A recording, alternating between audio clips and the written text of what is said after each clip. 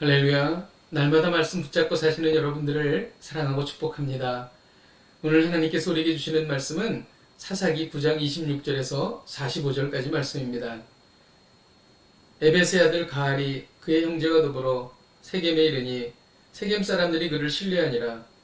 그들이 밭에 가서 포도를 거두어다가 밟아 짜서 연회를 베풀고 그들의 신당에 들어가서 먹고 마시며 아비멜렉을 저주하니 에벳의 아들 가알이 이르되 아비멜렉은 누구며 세겜은 누구기에 우리가 아비멜렉을 섬기리요.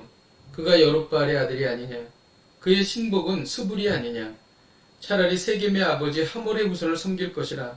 우리가 어찌 아비멜렉을 섬기리요. 이 백성이 내 수하에 있었더라면 내가 아비멜렉을 제거하였으리라 하고 아비멜렉에게 이르되 내 군대를 증원해서 나오라 하니라.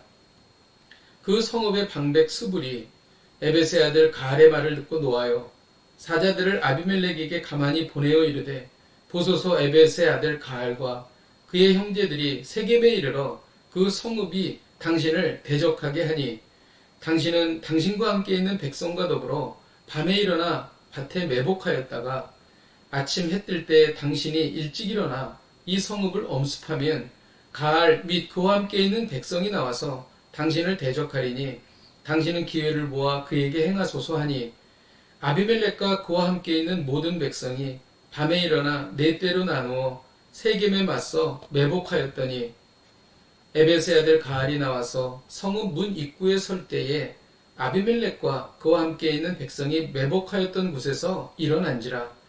가알이 그 백성을 보고 스불에게 이르되 보라 백성이 산꼭대기에서부터 내려오는도다 하니 스불이 그에게 이르되 내가 산 그림자를 사람으로 보았느니라 하는지라. 가알이 다시 말하여 이르되 보라 백성이 밭가운데를 따라 내려오고 또 한때는 무오느님 상수리 나무 길을 따라 오는도다 하니 스불이 그에게 이르되 내가 전에 말하기를 아비멜렉이 누구이기에 우리가 그를 섬기리요 하던 그 입이 이제 어디 있느냐. 이들이 내가 업신여기던 그 백성이 아니냐. 청하노니 이제 나가서 그들과 싸우라 하니 가알이 세겜 사람보다 앞에 서서 나가 아비멜렉과 싸우다가 아비멜렉이 그를 추격하니 그 앞에서 도망하였고 부상하여 엎드러진 자가 많아 성문 입구까지 이르렀더라. 아비멜렉은 아루마에 거주하고 스불은 가알과 그의 형제들을 쫓아내어 세겜에 거주하지 못하게 하더니 이튿날 백성이 밭으로 나오매 사람들이 그것을 아비멜렉에게 알리니라.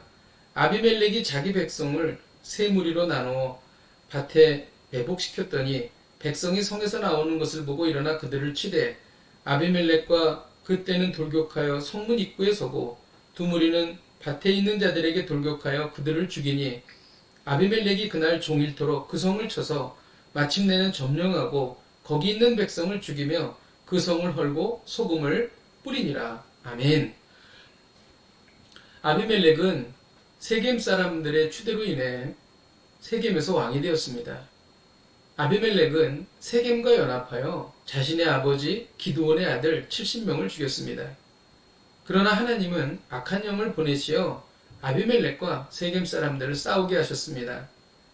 이는 아비멜렉의 죄악에 대한 하나님의 심판이었습니다.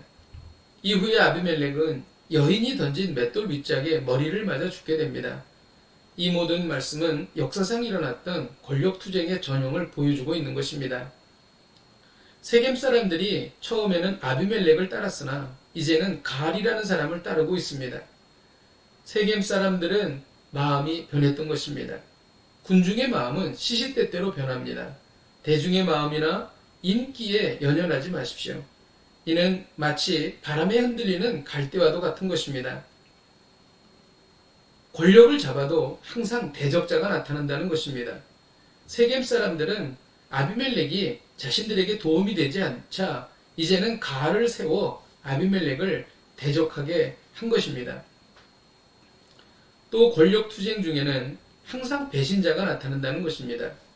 세겜 사람들과 가알이 연합하여 아비멜렉을 대적하자 스불은 이 사실을 아비멜렉에게 알려 세겜 사람들과 가알을 배신했습니다. 이를 들은 아비멜렉은 매복해서 가알과 세겜 사람들을 공격했습니다.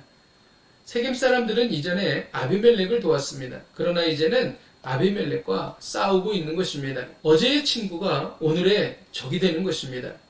아비멜렉은 전에 자신을 도와 자신을 왕으로 세워준 세겜 사람들을 죽였습니다.